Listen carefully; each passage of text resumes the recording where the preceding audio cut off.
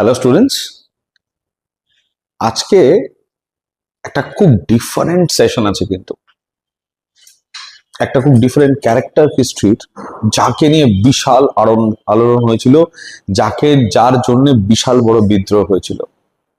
তার নাম হচ্ছে লর্ড ডালহাউসি। আজকে আমরা এই যে ভিডিও সেশনটা রেখেছি, আমরা 50টা খুবই ইম্পর্টেন্ট কনসেপচুয়াল এমসিকিউ সেশনের ডিসকাশন রেখেছি অন লর্ড ডালহাউসি। পরীক্ষার জন্য অস্বাভাবিক ইম্পর্টেন্ট, প্রত্যেক বছর কোয়েশ্চেন আসে। এবং আমরা এই সেশনে প্রচুর স্টুডেন্ট আমাদের রিকোয়েস্ট করেছিল, সিকি স্যার আরেকটু statement based analytical based question দিন, আমাদের আরেকটু অ্যানালিটিক্যাল বেসড কোয়েশ্চেন আমরা কোথাও জায়গা পাই না সলভ করার, সব জায়গাতেই ওয়ান লাইনার আর এই ডেটা ওরিয়েন্টেড কোয়েশ্চেন পাই। তো এইরকম যদি কিছু কোয়েশ্চেন আপনারা আনতে পারেন তাহলে খুব ভালো হয়। অবশ্যই এবিসি তোমাদের কথা রেখেছে। আমরা কিন্তু এখানে যেমন একটা ব্যালেন্স মেনটেন করেছি, কিছু ফ্যাক্টস, কিছু ডেটা আর প্রচুর অ্যানালাইসিস বেসড কোয়েশ্চেন্স এর কিন্তু একটা অ্যানালাইসিস আমরা পুট করতে চলেছি এই ভিডিওতে। ভিডিওটা খুব ইম্পর্টেন্ট, দেখো। তার কারণ এইরকম ধরনের কন্টেন্ট খুব কম পাওয়া যায়, অ্যানালাইসিস বেসড কোয়েশ্চেন ডিসকাশন। তো যাই হোক, আজকে আমরা স্টার্ট করলাম ডালহাউসি, এবং এই চ্যাপ্টারটা থ্রু দিয়ে আমরা ডালহাউসিকে একটা রাউন্ড অ্যাবাউট রিভিশনও কমপ্লিট করব। But before we start the chapter, আমাদের জেনারেল যে দুটো অ্যানাউন্সমেন্ট অলরেডি থাকে, সেটা হচ্ছে আমাদের, তোমরা অটোমেটিক্যালি শুনেছো কি এবিসি তে অ্যাডভান্স ব্যাচ স্টার্ট হয়েছে, কারেক্ট? এবিসি ইউপিএসসির জন্য, ডাব্লিউবিসিএস এর জন্য, অ্যান্ড এবিসির ফাউন্ডেশন ব্যাচ স্টার্ট হয়েছে ফর কম্বাইন্ড এক্সামিনেশনের জন্য। তো তোমরা যদি এনরোল করতে চাও এই ব্যাচগুলোতে, অবশ্যই করতে পারো। এখানে ফ্রি ডেমো ক্লাসের ব্যবস্থা আছে, তোমরা এসো, ক্লাস করো, আগে দেখো ক্লাস করে কেমন লাগছে। যারা অনলাইনে আছো তারা আমাদের ক্লাসেসগুলো ওয়াচ করো, করার পর যদি তোমাদের মনে হয় তোমাদের ভালো লাগছে, তোমাদের কমফোর্টেবল লাগছে, তোমরা এনজয় করছো, তাহলে অবশ্যই আমাদের সাথে কিন্তু তোমরা তোমাদের জার্নি স্টার্ট করতে পারো। তো চলো আজকে আমরা শুরু করি আমাদের classes.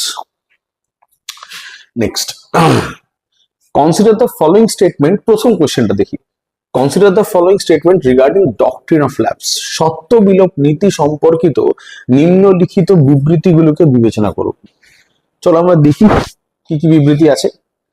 It was a policy to annex states where the ruler died without a natural heir. এটি এমন একটি রাজ্যগুলিকে অধিগ্রহণ করা একটি নীতি ছিল যেখানে শাসক কোনো স্বাভাবিক উত্তরাধিকারী ছাড়াই মারা যেতেন। এটি ভারতীয় শাসকদের উত্তরাধিকারীকে দত্তক নেওয়ার ঐতিহ্যগত অধিকারকে স্বীকৃতি দিয়েছিল। It recognise the traditional right of the Indian rulers to adopt and heir. Third, it categorized states into three specific groups to determine the legality of annexation.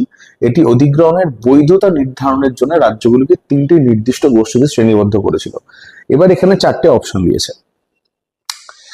এবার একটা জিনিস ঠান্ডা মাথায় দেখো, প্রথম কোশ্চেন কি বলেছে আগে জানতে হবে, এই সত্য বিলোপ নীতিটা কি, ডক্ট্রিন অফ ল্যাপস কি, এবং এটার কিছু ফিচার যতক্ষণ তোমরা জানতে না পারবে ততক্ষণ কিন্তু এই কোশ্চেনটা সলভ করতে পারবে না। এক একটা করে লাইন ধরে টেনশন নেওয়ার কিছু নেই। পরীক্ষাতে এরকম কোশ্চেন যদি দেয়, বিশেষ করে ডাব্লিউবিসিএস মেন্স এবং ইউপিএসসি প্রিলিমস এরকম কোশ্চেন দেয়, আজকাল তো অনেক পরীক্ষাতে এরকম কোশ্চেন দেওয়া শুরু করেছে, একটা দুটো করে থাকছেই। তো স্বাভাবিকভাবেই আমরাও এই ধরনের কোশ্চেন গুলো দেখেই ছেলেমেয়েরা ভয় পেয়ে যায়, ওরে বাপরে বাপরে, তো পড়তে হবে, বুঝতে হবে, এত ডেটা কোথায় পাবো। কিচ্ছু না, এই ধরনের কোশ্চেন বরঞ্চ ইজি। ওই একটা ইনফরমেশন গুলো যদি মনে না থাকে, সাল ভুল হয়ে গেল, আনসারটা ভুল হলো। দেখো, কোনো ভয় পাওয়ার কিছু না, আমি আজকে দেখিয়ে দেবো কিভাবে সলভ করতে হয়। প্রথম লাইনটা পড়ো। It was a policy to annex states where the ruler died without natural heir. এখানে বলতে চাইছে যে, ইংরেজি মানেটা বোঝো। বলছে যে এটি এমন একটা নীতি ছিল যেটা থ্রু দিয়ে, মানে যেটার মাধ্যমে ব্রিটিশরা কি করত, এটি এমন একটা নীতি যেটা থ্রু দিয়ে ব্রিটিশরা কিন্তু কোন একটা রাজ্যকে দখল করত যদি সেই রাজ্যের রাজার কোনো বায়োলজিক্যাল সন্তান বা প্রাকৃতিক কোনো সন্তান না থাকে। অর্থাৎ আমি যদি এই ডক্ট্রিন অফ ল্যাপসটা খুব ভালো করে দেখি, দেখো এটা সম্বন্ধে বুঝতে গেলে এই যে ডক্ট্রিন অফ ল্যাপস, এটা কি জিনিস। দেখো, ভারতবর্ষে না ব্রিটিশরা জবে থেকে এসেছে, একদম প্রথমেই এরা এসে কিন্তু প্রথম যে ব্যবসাটা শুরু করেছে সেটা হচ্ছে রাজা তৈরি করার ব্যবসা। আমার মনে হয় পৃথিবীর সব থেকে বড়লোক বিজনেস হচ্ছে রাজা তৈরি করার বিজনেস। দেখো এখানে কি করলো, এই যে অকুপেশন অফ কিং মেকিং মানে রাজা তৈরি করার বিজনেস। দেখো ডুপ্লেক্স প্রথম ছিল যে ফ্রেঞ্চ গভর্নর ছিল, ফ্রেঞ্চ ইস্ট ইন্ডিয়া কোম্পানি। ও এসে ইন্ডিয়ার বিভিন্ন রাজাদের ভেতরে ঢোকা শুরু করা, পলিটিক্যাল অ্যাফেয়ার্সে ঢুকতো। ঠিক আছে, মনে করে দেখো হায়দ্রাবাদের সাথে তারপরে এদিকে আমাদের তোমার কর্ণাটকের নবাব আনওয়ারুদ্দিনের বিরুদ্ধে ওর জামাকে ভড়কানো, চান্দা সাইড দিয়ে ফাইনালি ওকে রাজা করা। তো এইভাবে বিভিন্ন ভাবে একটা রাজ্যের ইন্টারনাল পলিটিক্সে ঢোকে যাদের যাদের বিরোধিতা করছিল তাদের তাদের তুলে সিংহাসনে বসানো এবং তার বিনিময়ে তাদের কাছ থেকে প্রচুর অর্থ নেওয়া বা জায়গা বা সম্পত্তি অধিগ্রহণ করা শুরু করেছিল। তো এইটা হচ্ছে রাজা তৈরি করার বিজনেস, কিন্তু ব্রিটিশরা প্রথম স্টার্ট করে। তারপরেই ওয়েলেসলি যখন আসে, ওয়েলেসলি কি করে, ওয়েলেসলির টাইমে একটা নেপোলিয়নের কিন্তু ভারতে অ্যাটাক করার একটা খুব চান্সেস ছিল। সেই ভয়ে ওয়েলেসলি অধীনতামূলক মিত্রতা নীতি নিয়ে আসে এবং তাড়াতাড়ি ভারতবর্ষের মেজরিটি এলাকা আস্তে আস্তে আস্তে কিন্তু দখল করা শুরু করে এবং সেই মুহূর্তেই কিন্তু যুদ্ধ ঝামেলা শুরু হয় টিপু সুলতানদের সাথে মাইসোরে। তারপরে ডালহৌসি যখন পাওয়ারে আসে তখন নিয়ে আসে সত্য বিলোপ নীতি বা ডক্ট্রিন অফ ল্যাপস। এই নীতিটা বড় অদ্ভুত নীতি। নীতিটা কি বলছে, এই নীতিটা, এটা আসার আগে একবার বলি নীতিটা সম্বন্ধে একবার বলি। বলছে if a kingdom lacks natural heir to the throne, then it need to take further permission from the company for the new king to sit on the throne। বলছে যদি কোনো রাজা নিজস্ব প্রাকৃতিক ভাবে বায়োলজিক্যাল সন্তান, বায়োলজিক্যাল সন্তান মানে কি, মায়ের পেটে বাচ্চাটা জন্ম হয়েছে, রানীর পেটে রাজার জন্ম হতে হবে, কোনো দত্তক নেওয়া যাবে না, দত্তক নেওয়া যাবে না। যদি কোনো রাজার নিজস্ব সন্তান না থাকে, রাজা যে দত্তক নেবে, তাকে যে লিগ্যালিটি দেবে, এসব চলবে না ভাই। এরকম যদি কোনো রাজ্য থাকে তাহলে সেই রাজ্যগুলোকে কিন্তু ব্রিটিশরা মানে কি করতে হবে, সেই রাজাকে ব্রিটিশের কাছে যেতে হবে, পারমিশন নিতে হবে। ব্রিটিশরা যদি পারমিশন দেয় তাহলে সেই রাজা কন্টিনিউ করতে পারবে, নাহলে কিন্তু কন্টিনিউ করতে পারবে না।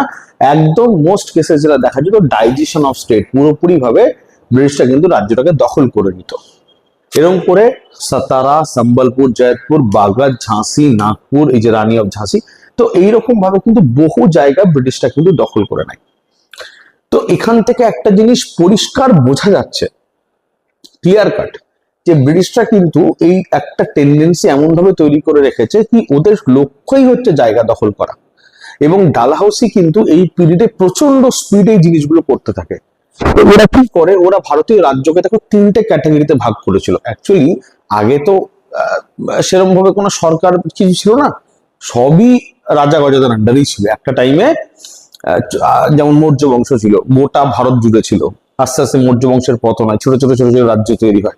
তো এরকম অনেক ছোট ছোট ছোট ছোট রাজ্য কিন্তু ভারতবর্ষে তৈরি ছিল এবং সেইগুলোকে বলা হতো প্রিন্সলি স্টেটস। প্রিন্সলি স্টেট মানে সেই সব রাজ্য যেগুলি রাজা বা রাজপুত্রের দ্বারা পরিচালিত। তো এখানে কিরকম, এক ধরনের একদম স্বাধীন রাজ্য, মানে স্বাধীন রাজ্য মানে কি ব্রিটিশদের সাথে কোনো কানেকশনই নেই, নিজের মতো রাজ্য পরিচালিত করছে। আর একটা ছিল প্রোটেক্টেড অ্যালাইস, অর্থাৎ কি রাজারা ব্রিটিশদের মেনে নিয়েছে কি ব্রিটিশরা একদম সরতাজ, ব্রিটিশ সব থেকে ওপরে, আর প্রত্যেক বছরে প্রচুর টাকা কিন্তু অ্যাজ আ ট্রিবিউট হিসেবে পাঠায় যাতে ব্রিটিশরা দখল না করে। এটা হচ্ছে ভ্যাসাল স্টেট বলে এদের। এই প্রোটেক্টেড অ্যালাইস কে তুমি লিখতে পারো, এদের বলা হয় ভ্যাসাল স্টেট। আর একটা গ্রুপ ছিল যারা ডিপেন্ডেন্ট স্টেটস। কি ডিপেন্ডেন্ট স্টেট, যেখানে এখানে যে রাজা সিংহাসনে বসবে সেই রাজা কিন্তু ব্রিটিশদের পারমিশন নিয়ে বসতে হবে, মানে পুরোপুরি ভাবে ব্রিটিশদের উপরে নির্ভরশীল। এরকম করে তিনটে ক্যাটাগরিতে ভারতীয় রাজাদের যে স্টেটস গুলো ছিল বা রাজ্যগুলো ছিল, ব্রিটিশরা এই তিনটে ক্যাটাগরিতে কিন্তু ভাগ করে। ঠিক আছে, তো এই হচ্ছে মোটামুটি ভাবে ডক্ট্রিন অফ ল্যাপস। তাহলে প্রথমটা দেখো, প্রথম অপশনটা কি দিয়েছে, it was a policy to annex the states where the ruler died without a natural heir. ঠিক আছে, আচ্ছা ঠিক, তাহলে এটা কিন্তু অপশনটা কারেক্ট হবে, এটা অবশ্যই correct. It recognise the traditional right of Indian rulers to adopt an heir. কোনোদিনই না, অ্যাডপশন তো অ্যালাউই করেনি, অ্যাডপশন অ্যালাউই করেনি। ব্রিটিশরা বলেই দিয়েছিল কি অ্যাডপ্ট করা যাবে না ভাই, রাজা এরপর কে হবে সে আমার, তোমার যদি নিজস্ব সন্তান না থাকে তাহলে কিন্তু তোমাকে আমার কাছে পারমিশন নিতে হবে। তো এটা তো কোনোদিনই হবে না, এটা পুরোপুরি হবে ইনকারেক্ট, এই অপশনটা হবেই না। Option C, it categorise the states into 3 specific groups to determine the legality of annexation. তিনটে ক্যাটাগরিতে ভাগ করেছিল, আমি অলরেডি বললাম একটু আগে এই তিনটে ক্যাটাগরির কথা। এই যে মনে করে দেখো, এই যে ইন্ডিপেন্ডেন্ট স্টেট, প্রোটেক্টেড অ্যালাইজ বা ভাসাল স্টেট, বা ডিপেন্ডেন্ট স্টেটস। তো তিনটে ক্যাটাগরিতে ভাগ করেছিল। তো এখানে যদি আমি দেখি তাহলে এইটা কারেক্ট হচ্ছে প্রথমটা, এবং এইটা কারেক্ট হচ্ছে, অপশন 3টা কারেক্ট হচ্ছে। তাহলে উত্তর হবে 1 and 3। বুঝতে পারলে কিভাবে করতে হবে? চলো নেক্সট। চলো ভাই, which of the following best describes Dalhousie's policy of annexation through conquest? নিচের কোনটি বিজয়ের মাধ্যমে ডালহাউসির অধিগ্রহণ নীতিকে সর্বোত্তম ভাবে বর্ণনা করে? ঠিক, চলো দেখি। He only annexed states that refused to pay taxes. তিনি কেবল সেই রাজ্যগুলিকে অধিগ্রহণ করেছিলেন যারা কর দিতে অস্বীকার করেছিল। 1 নম্বর স্টেটমেন্ট ঠিক। 2 নম্বর হচ্ছে he used military force to annex Punjab and lower Burma to secure frontiers of the trade. এটা কিন্তু ঠিক, কারেক্ট, ঠিক। আচ্ছা, প্রথমটা একটা কথা বলি, আমি যদি তোমাদের দেখিয়ে দিচ্ছি, তোরা দেখিয়ে দেবো, তবু একটা জিনিস বলি। হি only annexe the states that refuse to pay taxes. তিনি কেবল সেই রাজ্যগুলিকেই অধিগ্রহণ করেছিলেন যারা কর দিতে অস্বীকার করেছিল। দেখো, এটা কিন্তু সত্যি নয়। অনেক রাজ্য টাইম টু টাইম কর দিত, তাদেরকে অধিগ্রহণ করা হয়েছিল, আওয়াজকে অধিগ্রহণ করা হয়েছিল। অনেক রাজ্য যারা কর দিত তাদের অধিগ্রহণ করে নিয়েছিল। তো সবসময় যে এই নিয়মটাও ফলো করেছে তা কিন্তু নয়। ওর যেটাকে মনে হয়েছে অধিগ্রহণ করবে সেটাকে ও যেভাবেই হোক করেছে। আমাদের সাথে তো ঘোর অন্যায় হয়েছিল। তো এই স্টেটমেন্টটা কিন্তু ইনকারেক্ট, এটা হবে না। আপাতত এটা ভুল মনে হয়নি, এটা একদম ঠিকঠাক। কারণ পাঞ্জাবের বিরুদ্ধে মিলিটারি ফোর্স ইউজ করা হয় পাঞ্জাব দখল করার জন্য, এটা একদম ঠিক। He avoided all military conflicts to focus on internal reforms. অভ্যন্তরীণ সংস্কারে মনোযোগ দেওয়ার জন্য তিনি সমস্ত সামরিক সংঘাত এড়িয়ে চলতেন। অসম্ভব ব্যাপার, এ সামরিক সংঘাতই করে গেছে গোটা জীবন ধরে, গোটা জীবন ধরে সামরিক সংঘাতই করে গেছে। এটা তো হবেই না, বিকজ ডালহাউসি এত পরিমাণ দখল করা শুরু করেছিল যে ভারতীয় যারা রাজা তারা পুরোপুরি ভাবে ব্রিটিশদের উপরে মানে বিশ্বাসই হারিয়ে গেছিল। এবং এটা বিশ্বাস করতো কি ব্রিটিশরা যখন তখন তার রাজ্য দখল করে নিতে পারে। যে কারণের জন্য যখন সিপাহী বিদ্রোহ হয় এরপরে 1857 সালে, ভারতীয় যারা রাজা তারাও কিন্তু বিদ্রোহে অংশগ্রহণ করেছিলেন। এবং সেই কারণের জন্য আমরা সিপাহী মিউটিনি যেটা হয়েছিল, সিপাহীদের বিদ্রোহটা কিন্তু একটা মহাবিদ্রোহে পরিণত হয়েছিল, গোটা দেশব্যাপী বিদ্রোহে পরিণত হয়েছিল। তো এই কারণের জন্য কিন্তু এই পয়েন্টটা কোনোদিনই হবে না। Return conquer territories to local kings after দেওয়ার, কোনোদিনই না, ব্রিটিশদের স্বভাবই নেই করার। তাহলে অটোমেটিক্যালি যদি আমরা এলিমিনেশন মেথড ইউজ করি, তাহলে 1, 2, 3 তিনটে তো হচ্ছেই না, তার মানে এটা obviously will be the correct answer. চলো, the annexation of Awadh in 1856 was based on doctrine of lapse. প্রথম স্টেটমেন্ট বলেছে 1856 সালে অযোধ্যা অধিগ্রহণ সত্যবিলোপ নীতির উপর ভিত্তি করে হয়েছিল। না, এটা একদম ঠিক না। দেখো, একটা কথা বলি। আচ্ছা, আগে সেকেন্ড স্টেটমেন্টটা পড়ি। Dalhousie justified the annexation of Awadh on the grounds of gross misgovernance. Dalhousie চরম অপশাসন, হ্যাঁ, চরম অপশাসন বা মিস গভর্নেন্সের গ্রাউন্ডে আওয়াধকে অ্যাটাচ করেছিল। তাহলে প্রথম স্টেটমেন্টটা ভুল, সেকেন্ড স্টেটমেন্টটা কারেক্ট। তবে আমি উত্তরে আসার আগে একটা কথা তোমাদের বলে দিতে চাই। দেখো, এটা একবার দেখে নাও সিচুয়েশনটাকে, আমি কি বলতে চাইছি। দেখো, ঘটনা হচ্ছে যে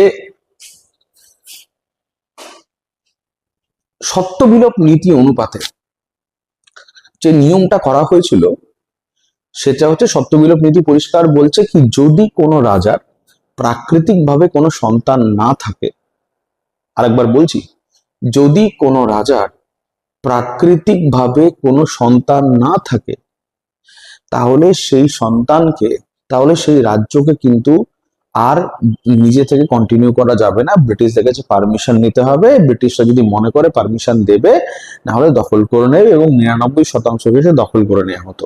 অতএব ব্যাপারটা এরকম দাঁড়াচ্ছে কি, যদি কোনো রাজার প্রাকৃতিকভাবে সন্তান না থাকে, তাহলে সে আইনতভাবে সন্তান নিলে তাকে স্বীকৃতি দেওয়া যাবে না, তাকে লিগ্যাল স্যাংশন দেওয়া যাবে না কি সে একজন রাজা হতে পারে। অতএব সমস্যা এটা দাঁড়ালো, এইখান থেকে চরম পরিমাণ একটা সমস্যা দাঁড়ালো যে আস্তে আস্তে তো অনেক রাজাই আছেন যে যাদের নিজস্ব লিগ্যাল সন্তান নেই। এটা একটা প্রবলেম। আর একটা সমস্যাও কি, আগেকার যুগে একটা কালচার ছিল কি, অল্প বয়সী মেয়েদের অনেক বয়স্ক লোকেদের সাথে বিয়ে হতো, সেখানেও একটা বাচ্চা না হওয়ার একটা অনেক কেসেস ছিল, অনেক সম্ভাবনা ছিল। এবার আমাদের কেসটা কিন্তু অন্যরকম। আমাদের যে নবাব, তার নাম ছিল ওয়াজিদ আলী শাহ, তার 57খানা ছেলে মেয়ে ছিল, 57 চিলড্রেন। বুঝতেই পারছো আজকে যে মন না থাকলে যা হয়। এবার ওয়াচিদ আলী সাহেব বিশাল আনন্দ করছে, আমার 57টা ছেলে মেয়ে, হ্যাঁ আমার কতগুলো লাগবে বায়োলজিক্যাল চাইল্ড, একটা না 57 আছে। ডালহৌসি কিন্তু আওয়াধকে ডক্ট্রিন অফ ল্যাপসের আন্ডারে অ্যাটাচ করেনি, হঠাৎ করে একটা নতুন গ্রাউন্ড তৈরি করলো, বলো অপশাসন চলছে আওয়াধে, অযোধ্যায় অপশাসন চলছে, আওয়াধের নবাব ঠিক করে অ্যাডমিনিস্ট্রেশন করতে পারছেন না, সেই কারণের জন্য ব্রিটিশরা দখল করে নেবে আওয়াধকে। গোটা পৃথিবী অবাক হয়ে গেছিল, কি ভাই সাহেব এটা আবার কি, তুমি একটা এলাকা দখল করার জন্য সেপারেট একটা আইন তৈরি করলে, একটা সেপারেট ল তৈরি করলে। তখন ভারতবর্ষের যারা অন্যান্য রাজা ছিল না, তারা বুঝতে পেরে গেছিল কি कहानी इसका खत्म होने वाला है, बिकॉज दिस इज डायरेक्टली ये सीधा মানে দখলই করবে, এটাই মেন্টালিটি, এটাই টেন্ডেন্সি। কি বলবো আর, তো যাই হোক ফাইনালি দখল করেও। তো প্রথম যে স্টেটমেন্টটা আছে এটা কিন্তু অনেক ছাত্রদের বলছি, তোমাদের এটা কিন্তু ভুল হতে পারে, কারণ সেম টাইম লাইনের ঘটনা, তো এটা একদম মিস্টেক করো না। আওয়াজকে কিন্তু ডক্ট্রিন অফ ল্যাপসে অ্যাটাচ করা হয়নি, মিস গভর্নেন্সে, বা এই কথাটাকে আর একটা শব্দ ব্যবহার হয় পরীক্ষার খাতিরে, আমি বলে দিচ্ছি, গ্রস মিস গভর্নেন্স ইউজ করতে পারে, বা এখানে আসতে পারে ম্যাল অ্যাডমিনিস্ট্রেশন, একই কথা, দুটোই মানে অপশাসন। এই দুটো কথা কিন্তু যেটাই আসুক উত্তর কিন্তু এটাই হবে। অতএব এটা এমসিকিউতেও আসে, শুধু একটা 4টে অপশন দিয়ে আসতে পারে, এইভাবেও আসতে পারে। তো statement 1 is false, statement 2 is true, এইটা হবে উত্তর। ঠিক আছে, চলো আমরা 4 নম্বর কোশ্চেনে যাই। Next, why was Wood's Dispatch in 1854 considered Magna Carta of English education in India? 1854 সালের উডস ডিসপ্যাচকে ভারতে ইংরেজি শিক্ষার ম্যাগনা কার্টা কেন বলা হয়? দেখো অপশন 1 এ আসে, আগে একবার উডস ডিসপ্যাচটা কি পড়ে নি, তারপরে অপশনগুলো পড়বো। দেখো চার্লস উড উনি ছিলেন board of control east India কোম্পানির প্রেসিডেন্ট। তো ইনি এই উডস ডিসপ্যাচটা আনেন, ইনি বলেন ম্যাগনা কার্টা অফ ইংলিশ এডুকেশন। এবার এটা কি অ্যাকচুয়ালি, কেন, দেখো কেন এইসব জিনিসপত্র করা, সবার আগে একটা জিনিস আগে বোঝো, উডস ডিসপ্যাচের দরকার কি ছিল? কত সালে উডস ডিসপ্যাচ এসছে? 1856 সালে। এবার ভারতে যদি আধুনিক শিক্ষার আলোচনা তুমি করা শুরু করো, তাহলে তুমি দেখবে 1813 সাল থেকে, কত সাল বললাম, 1813 সাল থেকে কিন্তু ভারতবর্ষে ব্রিটিশরা কিন্তু চেষ্টা করে যাচ্ছে আধুনিক শিক্ষা দেওয়ার, এবং চার্টার অ্যাক্ট অফ 1813 1 লক্ষ টাকা এডুকেশন সিস্টেমকে গ্রান্ট করা হয়েছিল। কিন্তু দুঃখজনকভাবে 1823 সাল অবধি, অর্থাৎ 10 বছর অবধি সেই টাকাটা কিন্তু ব্যবহার করা যায়নি। এবার কেন ব্যবহার করা যায়নি? দেখো ফ্যাক্ট হচ্ছে এটা যে ব্রিটিশরা, প্রথম কোশ্চেন এটা কি, ব্রিটিশরা আমাদের কেন শিক্ষা দিতে চাইছে? আমরা কি অশিক্ষিত? না, ভারতবর্ষ বিশাল শিক্ষিত দেশ, আমাদের শিক্ষা দেওয়ার অধিকার খুব কম লোকের আছে, আমরাই শিক্ষা দিই লোকজনকে। যাই হোক, তো তাহলে কি কারণে শিক্ষা? দেখো ওরা যেটাকে আধুনিক শিক্ষা বলছে, অ্যাকচুয়ালি আমরা মানে ব্রিটিশ ইস্ট ইন্ডিয়া কোম্পানি যখন ইন্ডিয়াতে আসে, ওরা আস্তে আস্তে কিন্তু অনেকটা এক্সপ্যান্ড করে গেছিল। এবার ওদের পক্ষে না ব্রিটেন থেকে স্টাফ নিয়ে এসে কাজ করানো পসিবল নয়। ওরা ইংরেজি ভাষায়, ইংরেজিতে লেখে, ইংরেজিতে পড়াশোনা করে, সবকিছু ইংরেজিতে করে। আর আমাদের দেশে তো ইংরেজির ইউজ নেই, আমরা কেন ইউজ করতে, আমাদের প্রয়োজনই নেই ইউজ করার। এবার ঘটনা হচ্ছে তখন আমরা কি করতাম, ওরা যখন দেখলো কি এদের যদি আধুনিক শিক্ষা দেওয়া যায়, তাহলে আমাদের কাজগুলো করাতে সুবিধা হবে এদের দ্বারা। এদের দরকার ছিল কেরানি, কম পয়সায় কেরানি পাবো, চিপ লেবার, সস্তায় লোক রাখতে পারবো। আমি যদি ব্রিটেন থেকে এমপ্লয়ি আনি, আমার অনেক টাকা লাগবে, আমি সস্তায় ভারত থেকে লোক রাখবো। এই মেন্টালিটি নিয়েই ওরা ভারতে শিক্ষা দেওয়ার একটা চিন্তা ভাবনা করে, এবং যখন এই চিন্তা ভাবনাটা করে তখন সব থেকে বড় যে প্রশ্নটা ওঠে যে আমরা শিক্ষাটা দেবো তো কিরকম ভাবে শিক্ষাটা দেবো। আমরা কি এদের সেই এরা যেগুলো পড়ে এসেছে সেই দেশের শাস্ত্রগুলো রামায়ণ মহাভারত এইগুলোকে প্রোভাইড করব ইংলিশ ভার্সনে? না, আমরা এদের modern education, history, geography, economy, politics, science, mathematics, reasoning এইসব জিনিস পড়াবো। এবার এটা নিয়ে দুটো দলের ভেতর বিরোধ তৈরি হয়। একটা গ্রুপ কে বলা হয় প্রাচ্যবিদ, ওই ওরিয়েন্টালিস্ট, আর একটা গ্রুপ হচ্ছে ইংরেজবিদ অর্থাৎ অ্যাংলিসিস্ট। একটা গ্রুপ বলছে না, এদের প্রাচীন জিনিসপত্রই পড়াও, ওইসবই পড়াও, নাহলে কোন দিন আমাদের শিক্ষা পড়বে, আমাদের এডুকেশন নেবে, দিয়ে আমাদের মাথার উপরেই চেপে যাবে কিন্তু। আর একটা গ্রুপ বলছে না। তো এই নিয়ে বিশাল বিবাদ হয়। লর্ড বেন্টিক তখন পাওয়ারে ছিলেন এবং এই কমিটির যে একটা কমিটি তৈরি করা, general committee on public instruction 1823-এ, এই কমিটির যে হেড ছিলেন তার নাম ছিল ম্যাকিউলে। তো বেন্টিক যদি ম্যাকিউলে জিজ্ঞেস করে, ম্যাকিউলে তুমি বলো কি করা উচিত? ম্যাকিউলে বলে, স্যার আমার মনে হয় আপনি আধুনিক শিক্ষা দিন। তো বেন্টিক বলে, কেন? বলে, স্যার আধুনিক শিক্ষা দিলে লাভ কি হবে জানেন তো? দুটো লাভ আছে। বলে, কি লাভ? হলো, স্যার ফার্স্টে তো সব থেকে বড় লাভ যেটা আছে সেটা হচ্ছে এরা আমাদের কাজ করে দেবে, বা এদের দিয়ে আমরা কাজ করে নিতে পারবো খুব অল্প পয়সায়। আর দ্বিতীয় লাভ, এরা যখন আমাদের শিক্ষা পাবে তখন এরা কিন্তু ধুতি পরবে না, ফতুয়া পরবে না, শাড়ি পরবে না, সালবার পরবে না, এরা নিজেদের সংস্কৃতিকে বিসর্জন দেবে, দিয়ে এরা পরবে জিন্স, এরা পরবে টপ, এরা পরবে টি শার্ট, এরা পরবে ট্যাঙ্ক টপ, এক্সওয়াইজেড বিভিন্ন ধরনের ড্রেস, এরা পরবে স্যুট, কোট, হ্যাট, এগুলো পরবে এরা। নাও এগুলো পরে ওদের লাভ কি? বলে, এই ড্রেসগুলো তো আমরাই বানাবো, তা বিক্রি তো আমরাই করবো, তো আমাদেরই তো পকেটে পয়সাটা আসছে। ওরা পড়ছে নিজের পয়সায়, কিনছে আমাদের মাল, পড়তে গিয়ে আমাদের পয়সা দিচ্ছে, বিক্রি করতে যখন মাল কিনছে ওদের আমি সংস্কৃতি চেঞ্জ করে দিচ্ছি, দিয়ে গোটা জীবন, মানে ওকে আমি 10 বছর শিক্ষা দেব, আগামী 70, 80 বছর, 90 বছর যখন পৃথিবীর বুকে বাঁচবে, আমাকে 70 বছরের ব্যবসা দিয়ে যাবে। এই ছিল হচ্ছে পাতি কথাই প্ল্যান। বেন্টিক বিশাল খুশি হয়, বাহ হেভি ব্যাপার, দাও তো আধুনিক শিক্ষা, দাও আধুনিক শিক্ষা। এবং তখন ওই 10 বছরের যে ফান্ডটা পড়েছিল, ওই ফান্ডটা প্রথমবার ইন্ডিয়াতে ইউজ হয় এবং ম্যাকিউলে 1835 সালে নিজের বাবাকে একটা চিঠি লেখেন কি finally the dream is successful. কি লিখেছিলেন চিঠিতে? কি finally there I have made Indians by blood, English by taste. এটা আমার কথা নয়, ম্যাকিউলে তার বাবাকে নিজে কোট করে চিঠি লিখেছেন এই কথাটা। এবার এতে একটা, এর সাথে উডস ডিসপ্যাচের কি কানেকশন?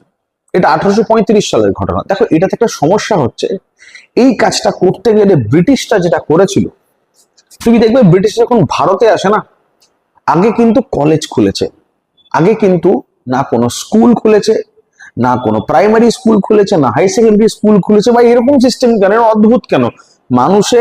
তুমি একটা কথা বলো, তুমি জন্মানোর পর তোমার বাবা যদি গিয়ে ডাইরেক্ট তোমার কলেজে ভর্তি করে দিয়ে আসে, কি শিখবে পড়াশোনায়? তো ঘটনা হচ্ছে যে আগে তো প্রাইমারি স্কুল, তারপর হাই সেকেন্ডারি স্কুল, তারপর কলেজ। ম্যাকুলার সিস্টেম ডাউন ফিল্ট্রেশন থিওরিতে বিশ্বাস করতো।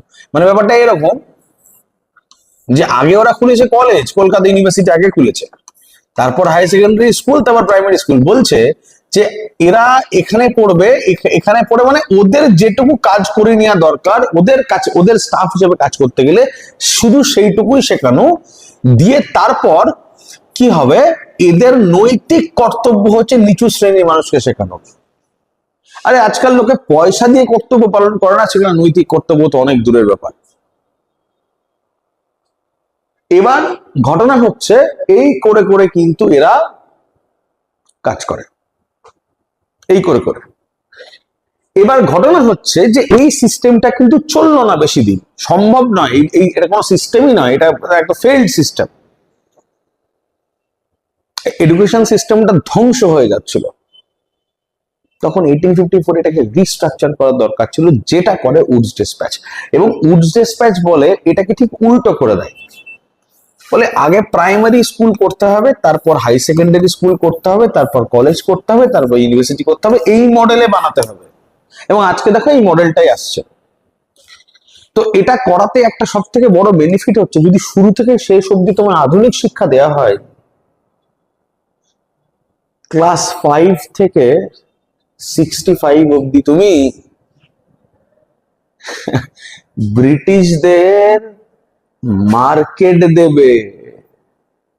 অর্থাৎ তুমি স্যুট পরবে, জিন্স পরবে, টাই পরবে, কোট পরবে, হ্যাট পরবে, কাঁটা চামচ দিয়ে পাউরুটি খাসির মাংস এরকম করে খাবে, রেস্টুরেন্টে বড় বড় হাইফাই ব্যাপার, একদম হাত দিয়ে ভাত খেতে লজ্জা পাবে। আর এটা হয়ে উচিত তাই, লোকে হাত দিয়ে খেতে যাবে, রেস্টুরেন্টে গেলে বাড়িতে খাবে কেন, কিসের লজ্জা? আরে ভাই হাত আছে, হাত ভালো করে বাস করো। হাতের থেকে খেয়ে, সত্যি কথা বলো, একদম যারা হাতে খাও, যারা হাতে খাও না আমি তাদের কথা বলছি না, যারা হাতে খাও এবং চামচে খাও, হাতের থেকে খেয়ে মজা কিন্তু কোনোভাবেই নেই, সুবিধা হয়। এবার ঘটনা হচ্ছে যে এইসব জিনিসকে মাথায় রেখে উডস ডিসপ্যাচ করা, ঠিক আছে? তো উডস ডিসপ্যাচ কি করেছিল?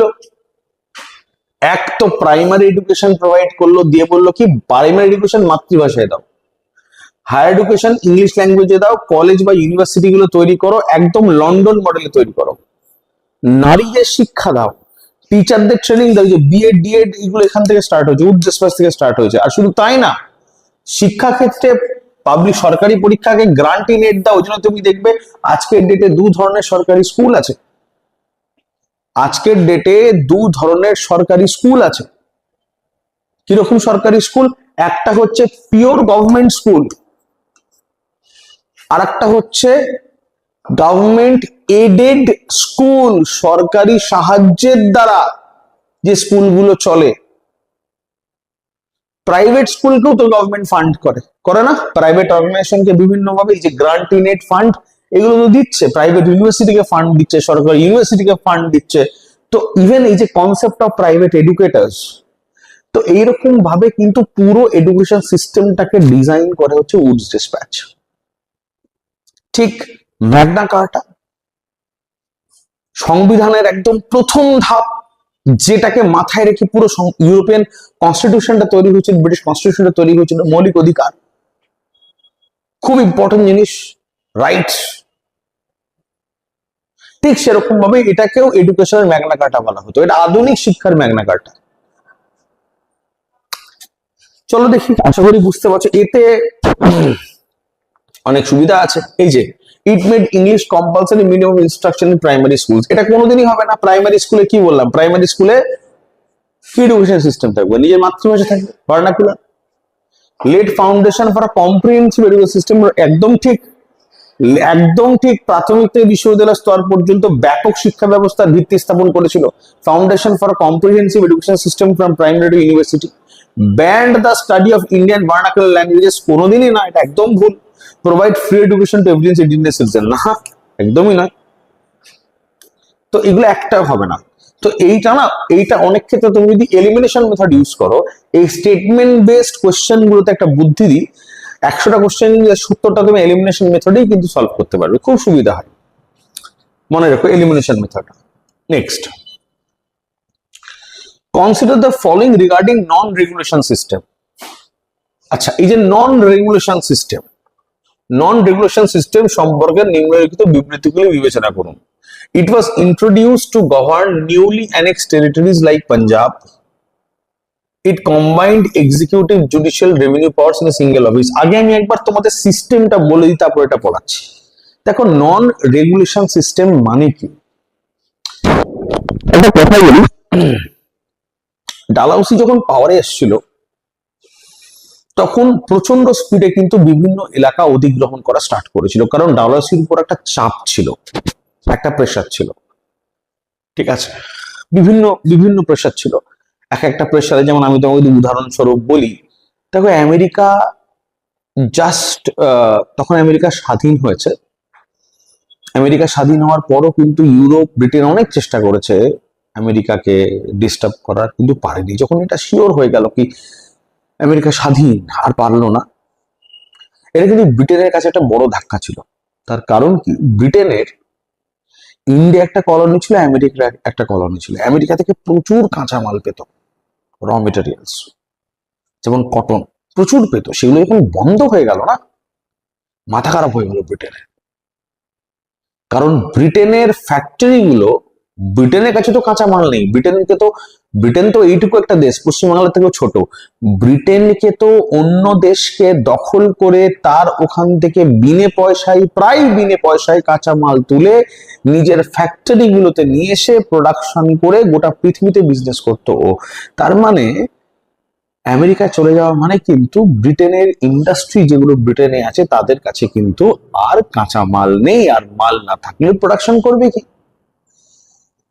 তখন ডালহাউসির উপর প্রেশার আসতে থাকলো। ডালহাউসিকে বলা স্টার্ট হলো কি, ভাই ডালুদা, যেভাবেই হোক ভারতের কোনো জায়গা যেন বাদ না থাকে, পুরো দখল করে আমাকে দিতে হবে। প্রচন্ড প্রেশার আসছে ডালহাউসির উপরে। তখন ডালহাউসি এদিক সেদিক না দেখে দুম দাঁড়াক্কা আইন বার করছে আর এলাকা দখল করছে, আইন বার করছে আর এলাকা দখল করছে। এই কাজ করা কিন্তু শুরু করে। তো যখন এরকম কাজ করাও স্টার্ট করবে, তখন কিন্তু নিয়ম শৃঙ্খলা যাবে চুলোয়, ল জুডিশিয়ারি যাবে চুলোয়, আর প্রচুর কিন্তু anarchy, law and order crisis, case কাভারি হাজার হাজার হাজার হাজার হবে। কারণ যত ল অ্যান্ড অর্ডার ভায়োলেশন হবে তত কেস কাভারি বাড়বে। তো ডালহাউসি দেখলো এই সময় এই র্যাম্প্যান্ট এইসব প্রবলেম গুলো যদি সমাধান করতে হয়, তাহলে আমার এই ডিস্ট্রিক্ট জাজ জুডিশিয়াল কেস সলভ করবে, আইসিএস যে আছে, imperial civil service officer, civil case solve করে, সব ঝামেলার ভেতরে লেখা লাভ নাই। কারণ এসব করতে গেলে আমি অতগুলো জাজ আনতে পারবো না, অতগুলো জাজ দিয়ে আমার কাজও হবে না। আমার প্রচুর অফিসার দরকার যারা মানে জাজমেন্ট দিতে পারবে। তো ওনার ডিস্ট্রিক্ট কমিশনার বলে একটা পদ তৈরি করে। সেই লোকটা কোর্টেও বসছে, রায়ও দিচ্ছে, রেভিনিউ কালেক্ট করছে। তো এগুলো সংখ্যা বেশি, আইসিএস এর তো সংখ্যা বেশি এর তুলনায়। প্লাস মিলিটারি অফিসারদের নিয়ে চলে আসতো আর কি, হ্যাঁ, এইসব কাজের জন্য একটু সিনিয়র অফিসার হলে। দিয়ে এই ডিস্ট্রিক্ট কমিশনার একটা পদ তৈরি করে, যাদের কাছে এক্সিকিউটিভ পাওয়ার, জুডিশিয়াল পাওয়ার, রেভিনিউ পাওয়ার, সমস্ত রকম কিন্তু এদের ক্ষমতা, একজন রাজস্ব ক্ষমতা ছিল, বিচার বিভাগীয় ক্ষমতা, নির্বাহী ক্ষমতা, এক্সিকিউটিভ ম্যাজিস্ট্রেট। তো সমস্ত রকম পাওয়ার একজন সিঙ্গেল অফিসারকে দেওয়া হয়েছিল এবং এ সব করতো। ওই জন্য এখনো দেখবে যতই আমরা সিস্টেমকে ভেঙে দিই, আমরা কিন্তু ডিস্ট্রিক্ট ম্যাজিস্ট্রেট যে সেই কিন্তু আবার ডিস্ট্রিক্ট কালেক্টর। আমরা ভেঙে দিলেও আমরা পুরোটা যে ভেঙে রেখেছি তা কিন্তু নয়, এখনো কিন্তু এর ছাপ থেকে গেছে কিন্তু বিভিন্ন বিভিন্ন সরকারি পদে। ঠিক আছে, তো ঘটনা হচ্ছে এটাই। তাহলে এই অপশনটা একদম কারেক্ট অ্যান্সার হবে। এটাই হচ্ছে নন রেগুলেটরি সিস্টেম। আর এগুলো তো মানে একদম out of the box, it followed strict complex laws for older Bengal presidency, এগুলো তো হবেই না। ঠিক আছে, তো এইটা গেল 1 নম্বর পয়েন্ট। ঠিক আছে, 2 নম্বর, এবার দেখো, যদি তুমি মনে করো কি তোমার 2 নম্বরটা কারেক্ট আনসার হচ্ছে, ঠিক আছে, আচ্ছা, তাহলে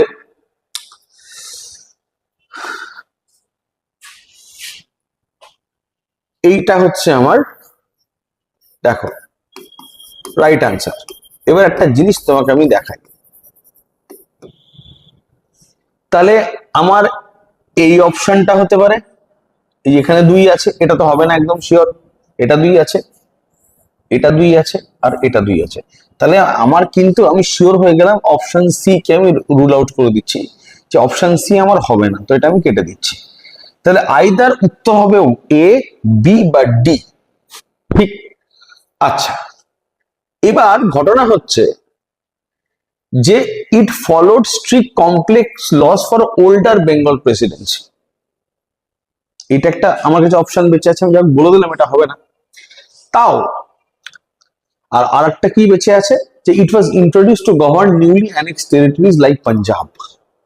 দেখো এই সিস্টেমটা প্রথম কিন্তু পাঞ্জাব দখল করে পাঞ্জাবে আগে লাগু করেছিল, তারপর ভারতের অন্যান্য সেকশন লাগু করেছিল। এটা একটা টেকনিক্যাল ইনফরমেশন। তো এইটাও কিন্তু অবশ্যই কারেক্ট হবে, রাইট হবে। নতুন দখল করেছে, ঝুট ঝামেলা বেশি হবে, নতুন দখল, তাই এই সিস্টেমটা দিয়েও কাজ চালাচ্ছে। তাহলে 1 and 2 কিন্তু will be the correct answer। 3 কিন্তু কখনোই হচ্ছে না। তাহলে ওখানে একমাত্র ম্যাচ যেটা করছে, এখানে 3 আছে হবে না, এখানে 3 আছে হবে না, ওইটা হবে।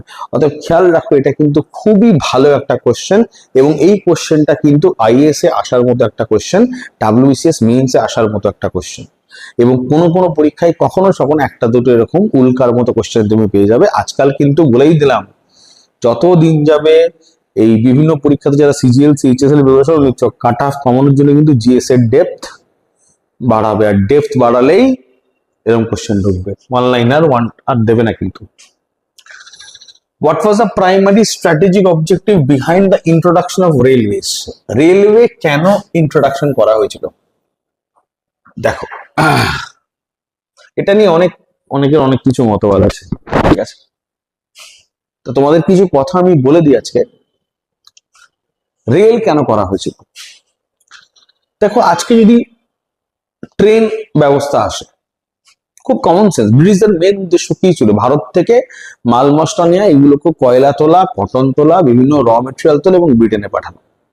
আর এটা যদি গরুর গাড়িতে না গিয়ে ট্রেনে যায়, তাহলে অনেক বেশি স্পিডে যাবে, প্রচুর পরিমাণ মাল যাবে, কারণ আমি একটু আগে বললাম আমেরিকা আর নেই, তাহলে তাড়াতাড়ি লাগবে। ওই আমেরিকার অভাবটা তো পূরণ করতে হবে, সে অভাবটা কে পূরণ করবে? ভারত পূরণ করবে। সেই কারণের জন্য ভারতের রেল ব্যবস্থা চালু করা হয়। তুমি ভেবো না তোমার উপকারের জন্য চালু করেছিল, বা তুমি তোমার কষ্ট হচ্ছে হেঁটে, তুমি তো আরামে দূর দূরান্ত যেতে পারো তার জন্য শুরু করেছিল। যারা এরকম ভাবছো, প্লিজ হিস্ট্রিটা একটু ভালো করে পড়ো। মানে ভালো করে পড়ো মানে কি বলতো, অবজার্ভ করে পড়ো, অবজার্ভ করে পড়ো।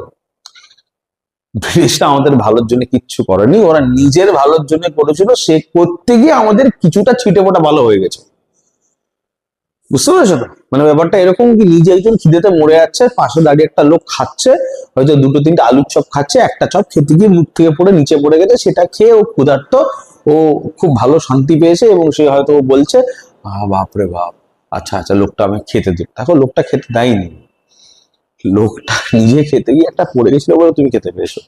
ব্যাপারটা হচ্ছে এটা। তো এখানে এই অপশন গুলো দেখো, অপশন বি বলছে to facilitate the quick movement of troops and efficient transport of raw material to post. এটা তো অবশ্যই ইমিডিয়েট রাইট হবে। এগুলো তো একবারে অপশন গুলো যদি দেখো, এলিমিনেশন মেথড যদি ইউজ করো, to provide luxury travel for Indian মাসেস, কোনোদিনই না। কি করে হবে? ফার্স্ট ক্লাসে পরিষ্কার লেখা থাকতো, কাঠের প্লেটের উপর এরকম হরফ দিয়ে লেখা থাকতো ফার্স্ট ক্লাসের ট্রেনের, dogs and Indians are not allowed, লেখা থাকতো এটা। Help Indian merchant compete with British traders. তোমার মনে হয় ডালহৌসি ল্যাজিস ফেয়ার পলিসি করেছিল, পুরো পোর্ট খুলে দিয়েছিল ভারতবর্ষের বন্দর, জিরো ইম্পোর্ট ডিউটি, বিদেশ থেকে ভর্তি ভর্তি মাল এসেছে, আর ইন্ডিয়ান বিজনেসম্যানদের শেষ করে দিয়েছে। তাহলে এটা তো কোনোদিনই হবে না। Promote tourism in Himalayan reason, হবেই না। রেলওয়ে তো এখানে স্টার্টিং হয়নি হিমালয়ানে। তো এটা option B will be the correct answer. আচ্ছা, এবং রেলওয়ে নিয়েও একটা কথা বলে দিই। প্রথম রেলওয়ে লাইন বম্বে থেকে থানে 1853 সালে আসে। দ্বিতীয় রেলওয়ে লাইন ক্যালকাটা থেকে রানীগঞ্জ 1854 সালে আসে। এই Bombay to Thane 34 kilometre railway, ট্রেনের টাইম লাগতো 75 মিনিট, প্যাসেঞ্জার টোটাল 400 জন যেতে পারতো, 3টে ইঞ্জিন ছিল, একটার নাম সিন্ধ, একটার নাম সুলতান, একটার নাম Sahib. Next, the Hindu Widow Remarriage Act 1856 was drafted during Dalhousie's tenure. একদম ঠিক, এটা absolutely correct answer, correct statement. আরো 56। আর Ishwarchandra Vidyasagar played pivotal role in the passage of this act. Ishwarchandra Vidyasagar গুরুত্বপূর্ণ ভূমিকা পালন করেছিলেন, এটা তোমরা সবাই জানো, ছোট থেকে পড়ছো আশা করি, এটা নিয়ে কোনো দ্বিধা দ্বন্দ্ব থাকাই উচিত না। তাহলে এখানে যদি বলি 27 both the statement are. Next, why did Dalhousie shift the military headquarters of Bengal Artillery to Meerut? দেখো বেঙ্গলের যে হেড মানে আর্টিলারি যে হেডকোয়ার্টারটা ছিল, আর্টিলারি মানে কি বলতো, হোয়াট ইজ আর্টিলারি জানা আছে? সেলিং করে না, কামান দাগে না, আর্টিলারি ইউনিট বলে। তো এর ক্যাপিটালটা বেঙ্গল থেকে মিরাটে শিফট করেছিল। এই যে দেখো জলবায়ু ভালো ছিল বলে কিন্তু শিফট করেনি। মিরাট এটা ছিল বাংলা, এটা হচ্ছে মিরাট, সরি এটা হচ্ছে মিরাট। মিরাট এমন একটা পজিশন, সেখান থেকে না এই গোটা এই যে নর্থ ওয়েস্ট ফ্রন্টিয়ার প্রভিন্স যেটা মেইন জোন ছিল, এখান থেকে সমস্ত ইনভেশন এন্ট্রি হতো। এই রাশিয়ানরাও চেষ্টা করছিল আফগানিস্তান দিয়ে থ্রু দিয়ে ঢোকার, যাতে এই পুরো সেন্টারটা যাতে মানে পুরোপুরি ভাবে প্রোটেক্টেড থাকে। সেই কারণের জন্য centralise military closer to the newly annexe north West frontier, এটাই রাইট অ্যান্সার হবে। এই protect Mughal empire, avoid heat of Calcutta, এসব বাজে অপশন।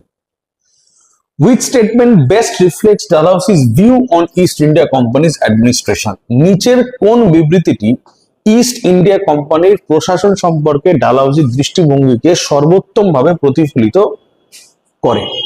দেখো, he believed the company should be abolished immediately. Dalhousie এটা বিশ্বাস করত যে company should be abolished immediately.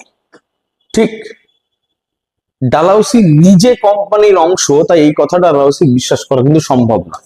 কি বলেছে? ডালহাউসি's view on East India Company's administration. He he believed in giving Indians total autonomy in local government. কোনোদিনই না তিনি স্থানীয় সব ভারতীয়দের মানে সম্পূর্ণভাবে আর কি মানে স্বায়ত্তশাসন দিতে চাইছে, এটা তো অসম্ভব একটা ব্যাপার। He wanted to return of policies to non-intervention. তিনি অহস্তক্ষেপ নীতিতে ফিরে যেতে চাইছিলেন। কোনোদিন হবে? ডালহাউসি হস্তক্ষেপ কোথায় করেনি, এটা ছিল সব থেকে বড় কোশ্চেন। যেখানে পেয়েছে আর ঢুকে হস্তক্ষেপ করেছে। তার মানে অটোমেটিক্যালি এ হবে না, সি হবে না, ডি হবে না, তো বি হবে। তো চলো বিটা কেন হবে সেটা দেখিয়ে দিই। He aim to centralise power and modernise India to serve British imperial interest. দেখো ও ভারতকে কেন মডার্নাইজ করছিল জানো?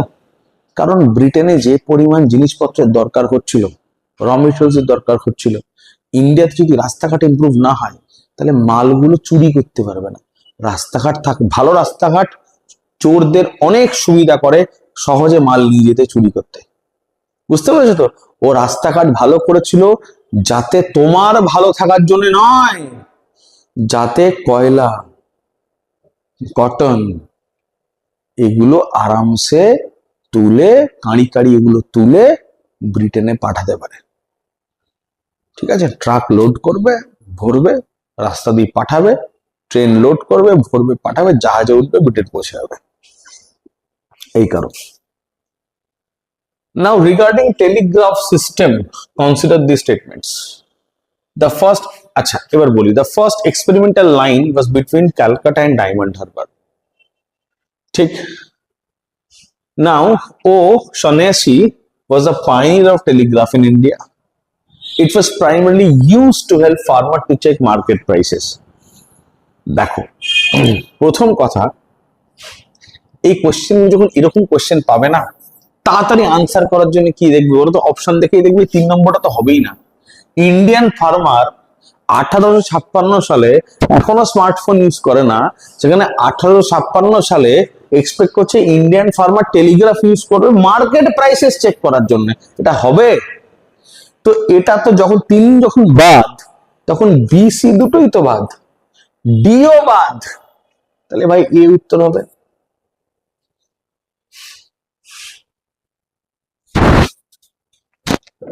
Next, the Woods Dispatch suggested the establishment of universities in which cities?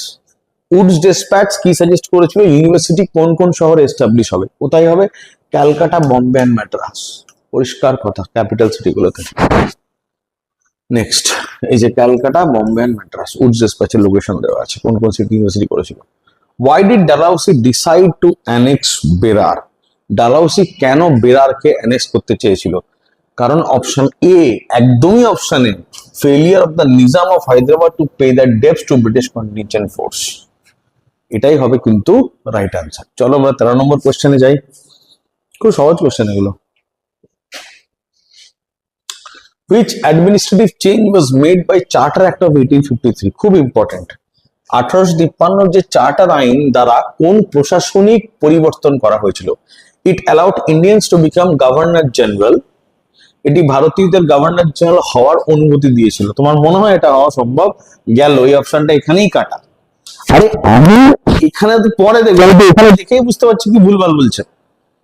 আচ্ছা, it gave the court of director the right to patronage in civil services. চলো তুমি এটা নাও জানতে পারো, স্টার মার্ক মেরে রাখো, হতেও পারে নাও হতে পারে। It improve the capital to Simla permanently. আচ্ছা, এটা স্টার মার্ক, তুমি জানো না, হতেও পারে নাও হতে পারে। ঠিক আছে, গন্ডগোল কোথায় হতে পারে? ডালহৌসি নামে তো একটা জায়গা আছে হিমাচল প্রদেশে, তাহলে হিমাচলে কি কিছু করেছিল? চলো ঠিক আছে, ডাউট হতে পারে। তো চলো একবার separated the executive and legislative functions of the governor general council. এটি গভর্নর জেনারেল কাউন্সিলের নির্বাহী এবং আইন প্রণয়নমূলক কাজগুলিকে আলাদা করেছিল। চলো এবার দেখি না 53 একটা কি বলছে। 53 একটা চারটে মেন জিনিস নিয়ে বলছে। দেখো, ব্রিটিশরা একটা ইউনিক জিনিস আছে। 1793 আইন, 1813, 33, প্রত্যেকটা আইনের পিছনে 20 বছরের গ্যাপ, তারপরে 1853। কিন্তু এই 20 বছর এর পিছনে কিন্তু 20 বছরের কোনো গ্যাপ বা রিনিউয়াল সার্টিফিকেট ছিল না। অর্থাৎ প্রত্যেকটা আইনকে 20 বছরের জন্য রিনিউ করা হতো এবং বলে দেওয়া হতো কি 20 বছরের জন্য আইনটা আসছে, 20 বছর পর কিন্তু রিনিউ করতে হবে। আচ্ছা, 1853 সালে যে আইনটা আসলো, সেটাই তো 20 বছরের কোনো রিনিউয়ালের কোনো অপশন দেয়া ছিল না। তাহলে কি ব্রিটিশরা জানতো যে সিপাহী বিদ্রোহ হবে? তা ব্রিটিশরাই কি কারণ সিপাহী বিদ্রোহ করানোর? ব্রিটিশ সরকারের কথা বলছি, ইস্ট ইন্ডিয়া কোম্পানির নয়। কারণ এনফিল্ড লাইফের ভেতরে কি আছে সেটা যারা বানাচ্ছে তারাই তো জানবে। এই কোয়েশ্চেনগুলো কিন্তু কখনো করো হিস্ট্রি পড়তে গিয়ে, যে বিদ্রোহটা এরকম নয় তো কি ইস্ট ইন্ডিয়া কোম্পানিকে পুরোপুরি মুছে ফেলে ব্রিটিশ সরকার নিজে দায়িত্ব নিতে চাইছে, তাই 20 বছরের পারমিশন দেয়নি, কারণ সামনেই ওরা বিদ্রোহটা করাতে চায়। এবং সব থেকে বড় question, British PM Benjamin Disraeli British পার্লামেন্টে স্টেটমেন্ট দিচ্ছেন। কি দিচ্ছেন জানো? বিদ্রোহের পরে বলছেন ন্যাশনাল রিভোল্ট, গোটা দেশের লোক ব্রিটিশদের সাথে থাকতেই চায় না। আমি তো জানতাম কাক কাকের মাংস খায় না, এখানে তো দেখছি সত্যিই তাই। ভেবো টপিক গুলো, চিন্তা ভাবনা করো, ঠান্ডা মাথায় ভেবো। চলো একটাকে দেখি। কোর্ট অফ ডাইরেক্টরস কমিয়ে দেওয়া হলো, ঠিক। Salary of board of control east India কোম্পানির হাতে চলে গেল। গভর্নর অফিসকে দেখো এক্সিকিউটিভ অ্যান্ড লেজিসলেটিভ এই দুটো ফাংশনে ডিভাইড করা হলো। তার মানে এইটা কিন্তু কারেক্ট আনসার। চলো সিআরডি কোথাও আছে কিনা একবার দেখি। তাহলে গভর্নর জেনারেল কাউন্সিলের টোটাল কতজন মেম্বার থাকলো? 12টা মেম্বার তৈরি হলো, ঠিক আছে। এবং এই কাউন্সিলটাকেই বলা হতো সেন্ট্রাল লেজিসলেটিভ কাউন্সিল। দেখো, এগুলো ডিটেলস আমার তো একটা এমসিকিউ ডিসকাশন ব্যাচে পড়ানো সম্ভব না, এগুলোর জন্য আমি ডেডিকেটেড ক্লাস আছে, তোমরা চাইলে আমার কাছে ক্লাস করতে পারো। তো এইটুকু ভিডিওতে আমি ধরো অতটা বলতে পারবো না, সমস্ত কিছু একদম ডিটেলস সম্ভব নয় বলা, ঠিক আছে, একটা টাইম লিমিট তো আছে। তো যাই হোক, আমরা নেক্সট কোয়েশ্চেনে যাই। Dalhousie created separate public work department before PW. এটা একদম ঠিক, এটা একদম কারেক্ট আনসার, এটা obviously correct. Before PWD public works department were managed by military boards, একদম ঠিক। আগে পিডব্লিউডি মিলিটারি বোর্ডের আন্ডারে ছিল, এখন কিন্তু সেটা পুরোপুরি ভাবে কার আন্ডারে চলে গেছে বলতো? পুরোপুরি ভাবে চলে গেছে সিভিল ডিপার্টমেন্টের আন্ডারে। তাহলে এটা হচ্ছে both are true. Next, arrange the following states in correct chronological order of their annexation under doctrine of lapse. সত্যবিলোপ নীতির অধীনে অধিগ্রহণের সঠিক কালক্রমিক অনুসারে নিম্নলিখিত রাজ্যগুলিকে সাজান। মানে এখানে বলতে চাইছে এর সিকোয়েন্সটা চাইছে, কোনটা আগে হয়েছে কোনটা পরে হয়েছে। দেখো আগে একবার দেখি, ঝাঁসি, সাতারা, নাগপুর, সম্বলপুর, চারটে জায়গা দিয়েছে, এটা খুবই important.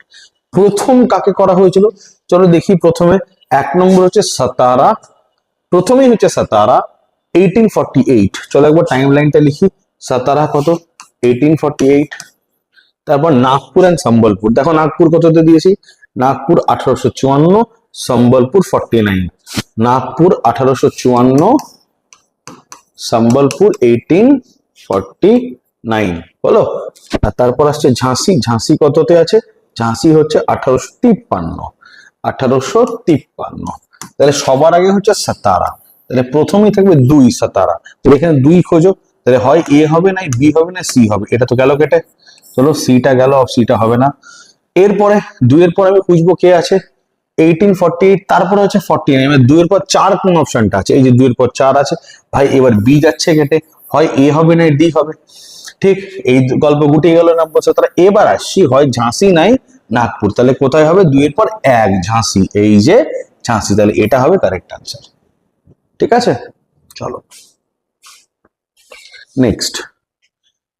Analysis. The Santhal rebellion occurred during Dalhausie's tenure primarily due to, বলছে কেন সান্থাল রিবেলিয়ন হয়েছিল, সাঁওতাল রিবেলিয়ন হয়েছিল ডালহাউসির টেনিয়রে।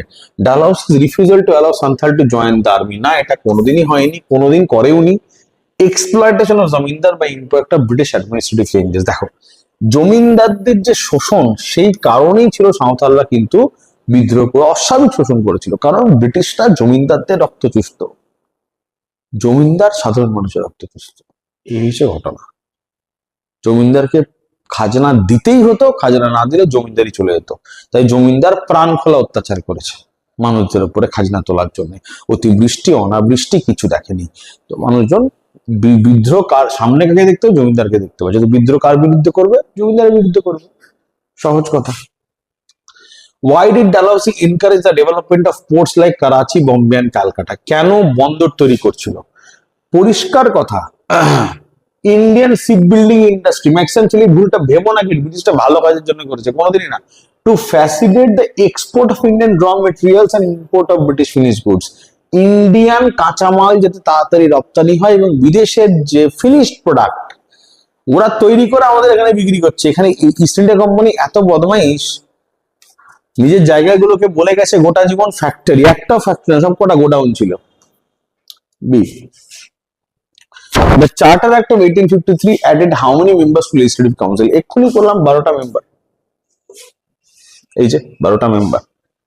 এই যে গভর্নর যে লিজিসলেটিভ কাউন্সিল ছিল, এখানে 12টা মেম্বার হয়। এটাকে দেখো, simple function does mini parliament, একজন গভর্নর জেনারেল, একজন কমান্ডার ইন চিফ, 4টে member of governors council including a law member, 4 representative of EIC who had more than 10 years experience, একজন chief justice of supreme court, একজন regular জাজ of supreme court. এই total ছিল 12টা member. How did Dalhousie's commercial reforms affect Indian economy? ডালহাউসির বাণিজ্যিক সংস্কার ভারতীয় অর্থনীতিকে কিভাবে প্রভাবিত করেছিল?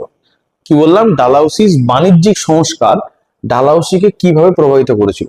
They made India self sufficient in industrial goods. কোনদিন এটা হয়েছে? এটা আজ অব্দি হয়নি। ঠিক আছে, এটা হবেই না। ঠিক আছে। They transformed India into a supplier of raw materials for British industries. একদমই ঠিক, আমরা সাপ্লায়ার হয়ে গেছিলাম, শুধু কাঁচামাল সাপ্লাই করতাম ব্রিটিশ ইন্ডাস্ট্রিকে। এক্সপোর্টটাই তো হতো, কাঁচামাল হতো।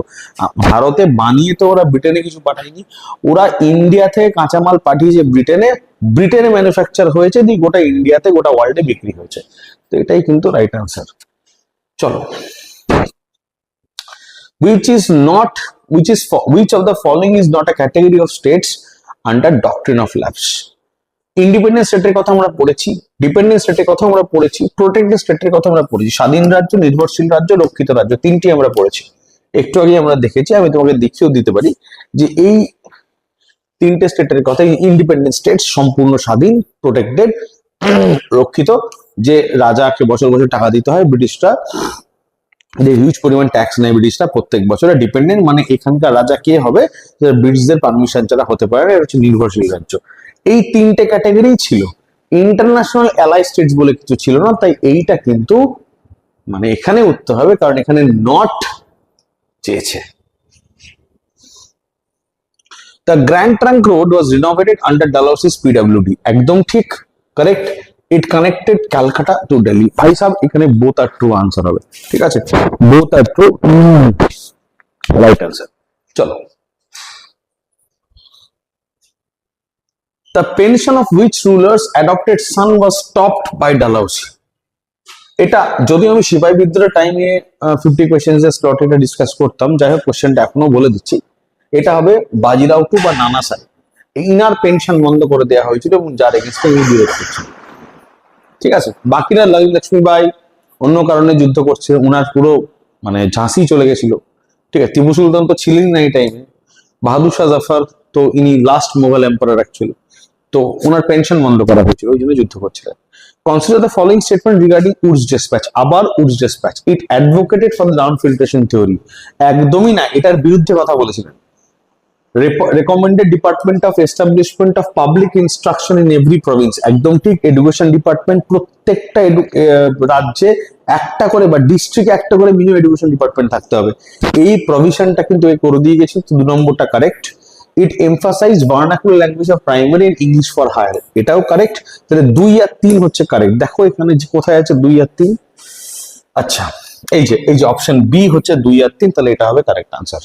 ঠিক আছে, নেক্সট এই যে এখানে বলে দিয়েছি, every district must have at least one government school and every province বা state must have a separate education department. The telegraph was unspoken cause of British victory in 1857 in the context of Dalhousie reforms. This analytical view suggests 1857 সালে ব্রিটিশদের বিজয়ের অঘোষিত কারণ ছিল Telegraph. Dalhousie সংস্কারের প্রেক্ষাপটে এই বিশ্লেষণাত্মক দৃষ্টিভঙ্গি কি ইঙ্গিত করে? দেখো এখানে একটা জিনিস তোমাদের আমি বলে দিই, খুব ইম্পর্টেন্ট একটা কোয়েশ্চেন, যে the telegraph allowed the British to spread propaganda among sepoys. না, it allowed rapid, দেখো it allowed rapid synchronization of trip movements across vast distances. টেলিগ্রাফের ভেতর দিয়ে কি আমরা ছোট্ট মেসেজ পাঠাতাম। কমিউনিকেশন যত ভালো হবে তত ভালো সিনক্রোনাইজড হবে। যেমন তুমি একটা খাবার ডেলিভারি অ্যাপে খাবার অর্ডার করলে এত সুন্দর, যেমন জিপিএস রাইডারকে ট্র্যাক করতে পারছো, তাই তুমি নিয়ে নিচ্ছ 15 মিনিট লাগবে, আস্তে আস্তে আমি এই কাজটা সেরে নিই। তো এই যে সিনক্রোনাইজেশনটা তৈরি হলো, আস্তে আস্তে তুমি তোমার কাজগুলো কমপ্লিট করে নিলে, সব রেডি করে নিলে, তারপর তুমি খেতে বসছো। তো এটাই জিনিসটা হয় কি, যে সিনক্রোনাইজেশন তৈরি করো। তো option B will be the correct answer. এই যে টেলিগ্রাফ সম্বন্ধে একটু বলে দিই, যে ডালহৌসি প্রথম টেলিগ্রাফ লাইন ইন্ট্রোডিউস করে। প্রথমে ক্যালকাটা টু আগ্রা স্টার্ট হয়। আগ্রা প্রথমে 800 কিলোমিটারের জন্য হয় এবং 2 বছরে প্রায় 4000 কিলোমিটার স্প্রেড হয়, এবং বম্বে টু ম্যাড্রাসও বসে, এবং পরে ইন্ডিয়া ইংল্যান্ডও একটা টেলিগ্রাফ লাইন কিন্তু এই জাস্ট হয়, এই যে মেন জায়গাগুলোতে পুরো টেলিগ্রাফ লাইন কিন্তু আস্তে আস্তে এক্সপ্যান্ড হচ্ছে। ঠিক আছে, টেলিগ্রাফের তার বসছে এই যে। আর এটা আমি ছবিতে দেখতেই পাচ্ছ, এটা প্রথম পোস্টাল স্ট্যাম্প সিন্দে ডক্স পোস্ট অফিস অ্যাক্ট 1854 এ আসে এবং পোস্টাল সার্ভিস স্টার্ট হয়। এবং এই যে সিন্দে ডক্স, এইটা হচ্ছে প্রথম পোস্টাল স্ট্যাম্প। হ্যাঁ, এবং সিন্ধ এটা প্রথম চালু হয়, ওই জন্য সিন্দে ডক্স বলা হচ্ছে। আচ্ছা, regarding the charter act of 1853, which statement is analytically correct? It marked the beginning of the end. It marked the beginning of the end of East India Company's rule by not specifying a fixed tenure. এটি কোনো নির্দিষ্ট মেয়াদ উল্লেখ না করে east India কোম্পানির শাসনের অবসান সূচনা করেছিল। এটা কিন্তু একদম কারেক্ট আনসার, এটা একদমই কারেক্ট। যেখানে 4টে বলেছে এটা automatically correct. It gave court of directors more power, না দেয়নি, কোর্ট অফ ডাইরেক্টরসকে মোর পাওয়ার একদম দেয়নি, কোর্ট অফ ডাইরেক্টরসকে পাওয়ার কমানোর চেষ্টা করা হচ্ছিল। ইট ইউনাইটেড দ্য লেজিসলেটিভ, ইউনাইটেড তো করেইনি ভাই, এটা সেপারেট করেছিল, লেজিসলেটিভ এন্ড এক্সিকিউটিভকে আলাদা করেছিল। আর ইট মুভ দ্য পলিটিক্যাল ক্যাপিটাল, এটাও তো হবে না, তাহলে এটা হচ্ছে কারেক্ট আনসার। 25-এর এ বিন্দুটা কারেক্ট আনসার। নেক্সট, সরি 26-এ যাই। Consider the following statement regarding introduction of railways by Lord Dalhousie. ঠিক আছে, রেলওয়ে ইন্ট্রোডাকশনের পিছনে হ্যাঁ, লর্ড ডালহাউসির কর্তৃক রেলওয়ে পথের প্রবর্তন সম্পর্কে নিম্নলিখিত বিবৃতিগুলি বিবেচনা করো। ঠিক আছে, আচ্ছা এবার একটা কথা বলি, স্টেটমেন্ট গুলো পড়ো। The primary motive behind railway was the commercial benefit of the transportation of new material to ports. রেলওয়ের পেছনে প্রাথমিক উদ্দেশ্য ছিল বন্দরগুলিতে কাঁচামাল পরিবহনের বাণিজ্যিক সুবিধা, সামরিক স্থিতিশীলতার জন্য সৈন্যদের দ্রুত চলাচল নিশ্চিত করার উদ্দেশ্য ছিল, আর সামাজিক উদ্দেশ্য ছিল ভারতীয় জনসাধারণের জন্য একটি সাশ্রয়ী মূল্যের পরিবহন মাধ্যম সরবরাহ করা।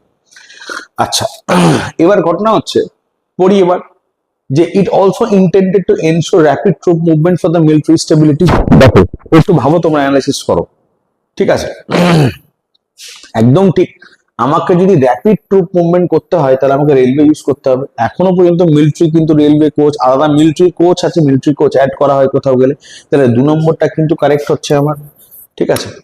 The social objective was to provide an affordable mode of transport to Indian masses. এটা কিন্তু অনেক ছেলে মেয়ে তোমরা এটাকে কারেক্ট বলে দাগ দিতে পারো আজকালকার যুগ ভেবে, এখন তো আমরা সস্তাতে রেলওয়েতে অনেক কম পয়সা রেলে ট্রাভেল করি। ভাই এটা ব্রিটিশদের লক্ষ্য ছিল না। এখানে কোয়েশ্চেনটা কি, ডালহাউসির কি উদ্দেশ্যটা ছিল, কেন করেছিল, ওটা মেইন মোটিভ কি ভাই? ইন্ডিয়ার থেকে কাঁচামাল তোলা দিয়ে ব্রিটেনে তাড়াতাড়ি পাঠানো, ব্রিটিশ আর্মিকে তাড়াতাড়ি করে কোনো জায়গাতে যুদ্ধ হচ্ছে সেখানে পাঠানো, এটাই ছিল মেন রেলের পারপাস। তো তুমি কি বলছো, তুমি আরামসে ট্রাভেল করবে, তার মনে করেছে করদিন না, তাহলে 1 and 2 will be the correct. এটা কিন্তু অপশন 3টা হবেই না। Next, how did the introduction of railways contribute to the political contribution of India? How did, কোয়েশ্চেনটা একটু তোমরা ভালো করে পড়ো, আমি সরে যাচ্ছি বোর্ড থেকে, আমি চাই তোমরা কোয়েশ্চেনটা নিজেরা একবার পড়ো, দিয়ে কোয়েশ্চেনটাকে অ্যানালাইসিস করো, দেখো কি বলছে। How did the introduction of railways contribute to the political contribution of India? রেলওয়ের পলিটিক্যাল কন্ট্রিবিউশন কি ছিল? দেখো অপশন বি, আমি ডাইরেক্ট অপশনে এসো, কারেক্ট আনসারে এসো। কি লিখেছে এখানে? It facilitated the exchange of political thoughts and ideas across different regions. দেখো একটা কথা বলি, আজকে তুমি তুমি ধরো বাংলাতে আছো, ধরে নাও তুমি ফিল করলে তুমি পলিটিক্যালি এক্সপ্লয়েটেড হয়েছো, তুমি অন্য একটা জায়গায় গেলে, সেখানে তোমার বাংলার গল্প করলে, সেখানকার মানুষ জানতে পারলো কি বাংলায় কি পরিমাণ কন্ডিশন খারাপ ছিল, তারপর অন্য একটা জায়গায় গেলে সেখানে গিয়ে আবার আলোচনা করলে, তো আস্তে আস্তে আস্তে কি হবে না, যে তুমি 4 জায়গায় ঘুরবে, তোমার সাথে বাংলার গল্পটাও ঘুরবে, 4টে মানুষ বাংলার সেম সমস্যা জানতে পারবে। তো এরকম করে ভারতবর্ষে যখন মানুষ বিভিন্ন জায়গাতে ঘোরা শুরু করলো এবং তাদের সাথে কথা বলা শুরু করলো মানুষে, তখন ওরা বুঝতে পারলো কি ব্রিটিশটা সবাইকেই এরকম করছে। এবং তুমি খেয়াল করে থাকো, গান্ধীজি প্রথমবার ভারতে আসার পর শুরু থেকে শেষ পর্যন্ত কিন্তু একদম প্রথম থেকে একটা স্ট্রেচ এই কাজটাই করেছিল। তো এইটা কিন্তু কারেক্ট আনসার।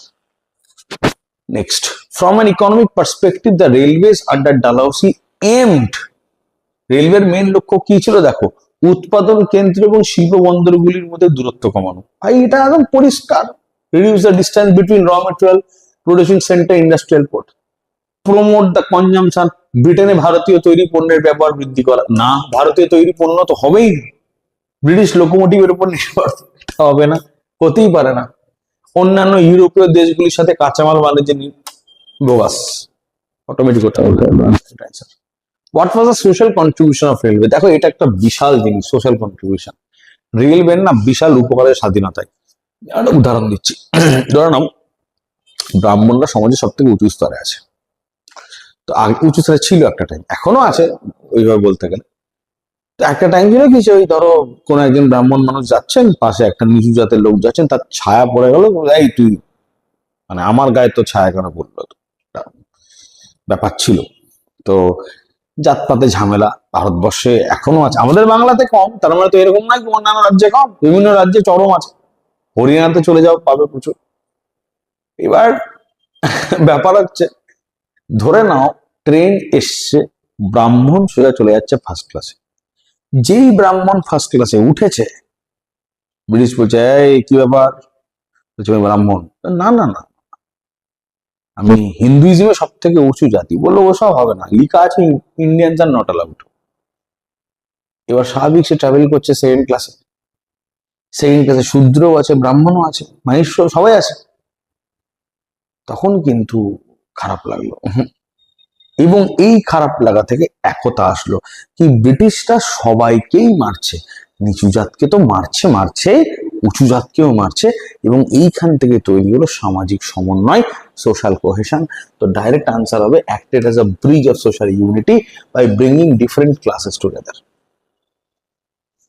বুঝতে পেরেছ? ব্রাহ্মণদের কোনো এক্সক্লুসিভ ফার্স্ট ক্লাস প্রিভিলেজ দেয়নি। মোবাইল ক্লাসরুমে বোগাস অপশন, পড়বোই না, ফালতু অপশন।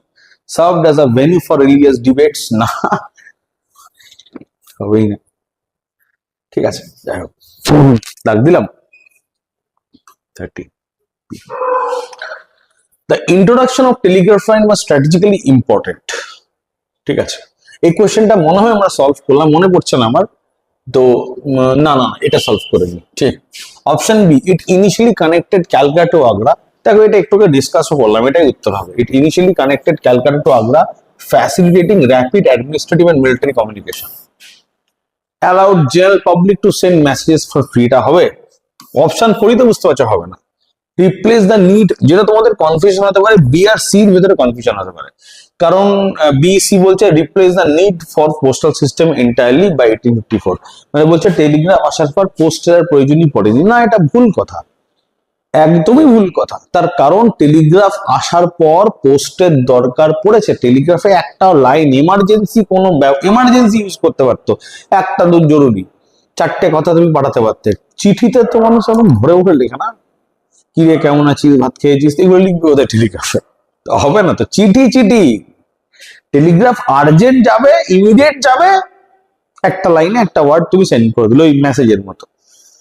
তো যাই হোক, এটা এটা হবে না, এটা ভুল হতে পারে, বাট এটা কিন্তু হবে না। ঠিক, আর এটা তো হবেই না।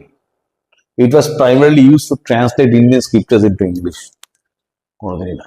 Consider the following regarding expansion of telegraph. আচ্ছা, এক্সপ্যানশন অফ টেলিগ্রাফ দেখো কি বলছে। The initial line was 800 kilometers long, correct? একদম ঠিক। ঠিক, within 2 years the network expanded to 4000 kilometers, এটাও কারেক্ট। দেখিয়ে দিচ্ছি, প্রথম যে লাইনটা তৈরি করা হয়েছিল 800 কিলোমিটার, এই যে ক্যালকাটা টু আগ্রা 1865, তারপরে 4000 অব্দি এক্সপ্যান্ড করা হয়েছিল। Next, in 1865 a line was established between India and England via Persian Gulf, একদম ঠিক। ইন্ডিয়া ইংল্যান্ডের ভিতর লাইন তৈরি করা হয়েছিল, একটু আগে তোমাদের দেখালাম, এখানে আছে অলরেডি এই লাইন ইনফরমেশনটা, ইন্ডিয়া ইংল্যান্ডের ভিতর পার্সিয়ান গালফে। তো যাই হোক, এই তিনটেই কিন্তু correct, 1 2 3 will be the correct answer. Now, Dalhousie's laissez-faire economics in relation to Indian ports resulted in, Dalhousie's laissez-faire economics in relation to Indian ports resulted in, laissez-faire জিনিসটা কি? laissez-faire মানে নন ইন্টারফারেন্স, ইকোনমিতে এটাকে বলে নন ইন্টারফারেন্স। আমি তোমাদের একটা কথা বলছি, আমার একটা ভিডিও আছে ইন্ডিয়ান ইকোনমি এক্সপ্লেন্ড সিরিজ, আমি ইন্ডিয়ান ইকোনমি পড়াই, ইন্ডিয়ান ইকোনমি হিস্ট্রি পড়াই, ইন্ডিয়ান ইকোনমি এক্সপ্লেন্ড বলে একটা সিরিজ আছে, জাস্ট দুটো ভিডিও দেওয়া আছে ইউটিউবে, তোমরা একবার দেখে নাও, তাহলে বুঝতে পারবে খুব ভালো করে laissez-faire জিনিসটা কি। ঠিক আছে, a significant increase in the duties of British goods, the protection of domestic Indian manufacturing markets, the flooding of Indian markets with British goods damaging local industries, option C হবে। দেখো একটা কথা বলি, কেন অপশন সি হচ্ছে বুঝতে পারলে না তো, বলে দিচ্ছি। দেখো, laissez-faire মানে নন ইন্টারভেনশন, অর্থাৎ সরকার কিন্তু কোনোভাবে নাক গলাবে না কোনো কোম্পানির ভেতরে, মানে সরকার দেখবেই না কোন জিনিসের দাম কত হলো না হলো, নন ইন্টারভিনই করবে না। ঠিক আছে, তো এবার ডালহাউসি কি করলো, পুরোপুরি ভাবে মার্কেট খুলে দিয়েছিল, ইম্পোর্ট ডিউটি জিরো করে দিয়েছিল, বিদেশ থেকে বহু জিনিস এসছে, ব্রিটেন থেকে। আর দেখো ওরা বড় বড় কোম্পানি, ওরা বড় বড় মেশিনে তৈরি করছে, ওরা 10 পয়সা প্রফিটও মাল বিক্রি করতে পারবে, কিন্তু আমাদের এখানকার ছোট দোকানদাররা তো পারবে না, তাই আমাদের ইন্ডিয়ান মার্কেট ওদের সামনে দাঁড়াতে পারলো না। তো এটাই কথা বলা হয়েছে, flooded Indian markets with British goods and damaging local industries, local মাল কেনা বন্ধ করে দিল লোকে, সেই চেতনা তো লোকের আজও নেই, সেদিনও ছিল না, নতুন আর কি। Why was Awadh annexed by Dalhousie in 1856? Awadh lack of natural heir, এটা তো হবে না, 57টা ছিল আমাদের কাছে। ঠিক, on grounds of maladministration, এটা করালাম, অপশন বি কারেক্ট অ্যান্সার হবে। তো এটা যেহেতু আগে করিয়েছি দরকার নাই। মিলিটারি অ্যাগ্রেশন, না এটা তো হয়নি, এটাই অপশন বি।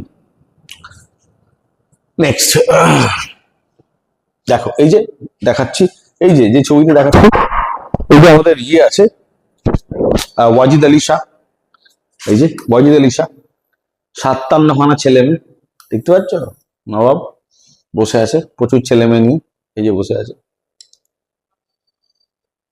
যাই হোক, which committee was appointed to look into civil service reforms? কোন কমিটিকে দায়িত্ব দেওয়া হয়েছিল সিভিল সার্ভিস রিফর্মস দেখার জন্য? the answer is going to be Macaulay committee.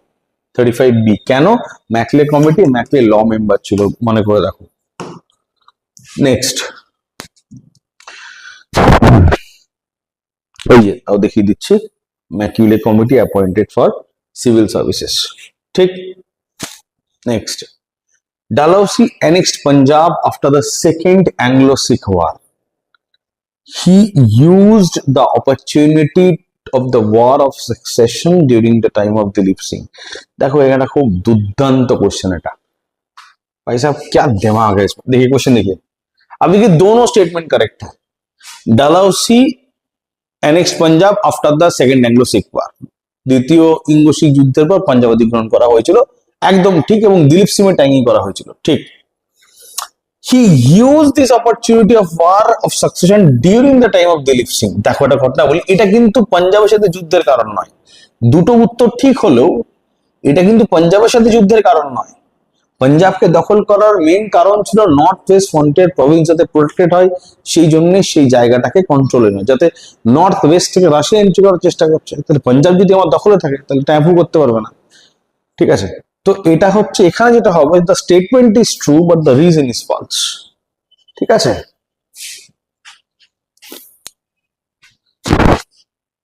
The first railway line in India was established between which two location? এই কোশ্চেনটা আমি তোমাদের জন্য ছেড়ে দিলাম, স্টার মার্ক দেয়া থাকলো, খুব কমন কোশ্চেন, পারবে আশা করি। কমেন্টে লেখো, কমেন্টে লেখো কোন উত্তরটা হবে, আমি কিন্তু খুব কমন উত্তরটা। In which year the second railway line was established? Second railway line কত সালে হয়েছিল? আরে চেষ্টা করো, একটু আগে বলেছি যারা জানো তাদের জন্য ট্রাই করার জন্য সুযোগ দিচ্ছি। কি উত্তর হবে? 1854, ক্যালকাটা টু রানীগঞ্জ। দেখবে এই দেখো, first railway line Bombay to Thane 53, Calcutta to Raniganj second. আর যেখানে লাইন বসিয়েছে, এই যে এখান থেকে কটন, এখান থেকে কয়লা, যা পেয়েছে শুধু লুটের মাল, ঠিক আছে। Regarding establishment of the first cotton mill in India, consider the following statements. প্রথম কটন মিল এস্টাবলিশমেন্ট নিয়ে কিছু কিছু statement. The first successful cotton mill, the Bombay Spinning and Weaving Company, was established in 1854. একদম ঠিক, একদম ঠিক, তাই না? কি বলছো 39? কি বলছো 39? ঠিক, একদম ঠিক। It was founded by Kawaji Nanabhai Davar, a Parsi entrepreneur. Correct. The primary reason of choosing Bombay was close to cotton growing areas. একদম তাই, তিনটেই কারেক্ট। দেখো আমি তোমাকে দেখাচ্ছি, করেছি কি? আচ্ছা হয়তো করিনি, যাই হোক, ঠিক আছে। প্রথম cotton, first successful large scale বড় লেভেলে কটন মিল কিন্তু এটাই তৈরি করা হয়েছিল, Bombay spinning and weaving company. Correct, option কিন্তু এটাই হবে, ডি 1 2 3। এই ডেটাগুলো একটু মনে রাখতে হবে। The first cotton mill was technically started at Fort Gloster near Calcutta, ঠিক। First cotton mill Fort Gloster, Kolkata, মনে রাখবে। The first cotton mill Fort Gloster, Kolkata. The first large scale cotton mill was কোনটা? Bombay spinning and weaving company, Cowasji Nanabhai Davar. This 1888 venture is considered the successful foundation for modern Indian cotton industry. আচ্ছা এখানে দেখো, এটা কিন্তু ছোটখাটো একটা কটন মিল ছিল, এটা কিন্তু মডার্ন কোনো মিল ছিল না, ঠিক আছে। তাই এইটা কিন্তু রং স্টেটমেন্ট, এটা ফাউন্ডেশন করেনি মডার্ন কটন ইন্ডাস্ট্রি। তো statement 1 is true but 2 is false। এটা যদি এখানে যদি এটা হতো ওই ওই তোমার কাওয়াজি নানাজি দাভারের মিলটার কথা বলা হতো, Bombay spinning and weaving company, তাহলে ঠিক হতো। দেখ, how did Dalhousie's revolution in transport directly impacted the growth of cotton mills? Lord ডালহৌসির পরিবহন বিপ্লব কিভাবে কটন মিলের বৃদ্ধিকে প্রভাবিত করেছিল? হলো পরিষ্কার কথা। আবার দেখো option B direct, rapid movement of raw cotton from hinterlands mills in Bombay and ports. একদম পরিষ্কার যে বম্বে বা পুনে এখান থেকে ভর্তি ভর্তি কটন নিয়ে ডাইরেক্ট ব্রিটেনে চলে যেত। অপশন বি, বলার কিছু ডিসকাস করার জায়গাই নাই এখানে কিছু। Why did the cotton textile industry seize a significant boom in India? দেখো বলছে যে ব্রিটিশ শাসনকালে ঠিক আছে, যে এই যে cotton textile industry CS significant broom, যে সুতি বস্ত্র শিল্প ছিল, এটা হঠাৎ করে মানে বিশাল বড় উত্থান কিভাবে হলো? এটা সব থেকে বড় কারণ ছিল এইটা আমেরিকান সিভিল ওয়ার। আমি বারবার করে বলেছি কি আমেরিকান সিভিল ওয়ার, একটু গল্পটা বললাম, যারা ভিডিওটা আগে থেকে দেখছো তারা জানো যে আমেরিকা ব্রিটেনকে মাল এক্সপোর্ট করতো, আমেরিকার পুরো প্রজেক্টটা শাটডাউন হয়ে যায়, সেই প্রজেক্টটা আমেরিকা স্বাধীন হয়ে যায়, ব্রিটেনের মালের সোর্স বন্ধ হয়ে যায়, তাই কিন্তু ইয়ে হয়, ইন্ডিয়ার উপর প্রচুর এক্সপোর্টের চাপ আসে। তো option B will be the correct answer. Where did Dalhousie first established Agriculture Institute in India? By Bihar. B, very famous. চলো আন্ডার আর একটা ইনফরমেশন তোমাদের দিয়ে দিই, এই ডালহাউসি কিন্তু আইআইটি রুড়কির এস্টাবলিশার। উনি Thomson college of civil engineering খুলেছিলেন রুড়কিতে, ওটা আজকে আইআইটি রুড়কি। ডালহাউসিকে মেকার অফ মডার্ন ইন্ডিয়া বলা হয়। প্রচুর কাজ করেছেন, হেলথ কেয়ার ইন্ডাস্ট্রিতে প্রচুর কাজ করেছিলেন। আচ্ছা, under Post Office Act of 1854, where was the first postal stamp Sindhe doc issued?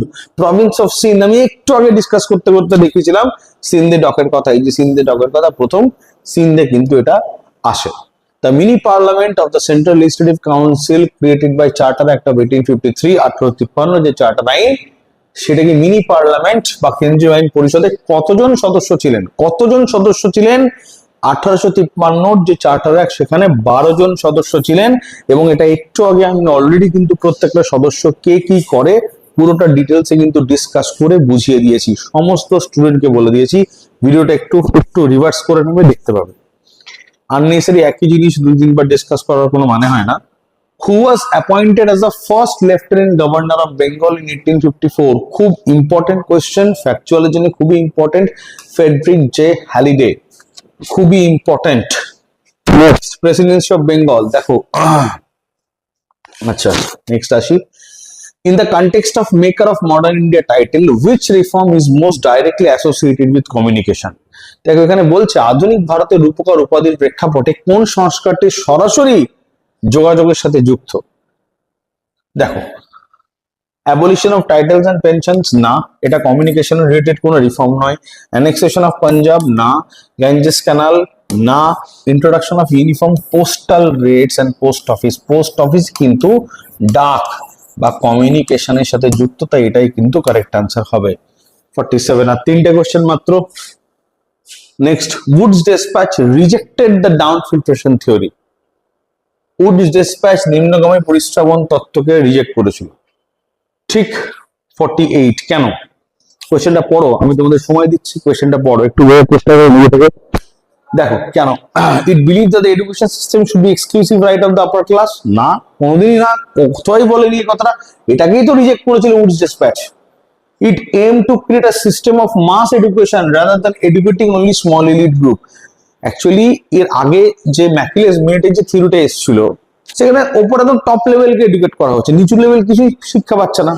তো এটা কিন্তু এটা মাস এডুকেশন, কারণ মাস এডুকেশন যদি না দাও তাহলে তুমি ট্যালেন্ট তুলতে পারবে না। ট্যালেন্ট তুলতে গেলে কিন্তু সবাইকে এক লেভেলে নিয়ে আসতে হবে, তাই না? বি, তাহলে কম্পিটিটিভ জন্মালো কিভাবে? মাস এডুকেশন যদি না আসতো, কম্পিটিটিভ পরীক্ষায় আসতো না, সবসময় উঁচু উঁচু লোকেরা ইয়ে পেত। 49, Wood's dispatch recommended a system of granting aid to encourage private education enterprises. একদম ঠিক, Wood's dispatch granting aid allow করেছিল সরকারিতে এবং প্রাইভেট দুটোতে, এটা correct. The system was only applicable to government run schools, এটা ঠিক নয়, সরকারি প্রাইভেট স্কুলকেও দেওয়া হয়েছে, তাহলে এটা statement 1 is true and statement 2 is false। আমি একটু আগে এটা বলেওছি, Wood's dispatch ডিসকাস করছিলাম তখন এর ডিটেইলসে বুঝিয়েছি, একবার রিভার্স করে দেখে নাও। এর আগেও তো Wood's dispatch নিয়ে অনেক কোয়েশ্চেন আছে। Wood's dispatch recommended the establishment of teacher training institution based on a model found in which country? England, অবশ্যই, ঠিক আছে। যাই হোক, আমরা 50টা কোয়েশ্চেন মোটামুটি ভাবে ডিসকাস করলাম। এই যে ডাউন ফিল্ট্রেশন থিওরির কথা আমি ছবিতে দেখিয়েছি। ক্লোজিং করার আগে বলে দিই, আমাদের এবিসিতে আবার রিমাইন্ডার দিচ্ছি, আমাদের অ্যাডভান্স কোর্স স্টার্ট হয়েছে, আমাদের ফাউন্ডেশন কোর্স স্টার্ট হয়েছে। এখানে তুমি সমস্ত সরকারি চাকরির পরীক্ষা, ইউপিএসসির জন্য, ডাব্লিউবিসিএস এর জন্য, অন্যান্য কম্বাইন্ড পরীক্ষার জন্য তুমি কিন্তু এবিসিতে এসে প্রিপারেশন নিতে পারো।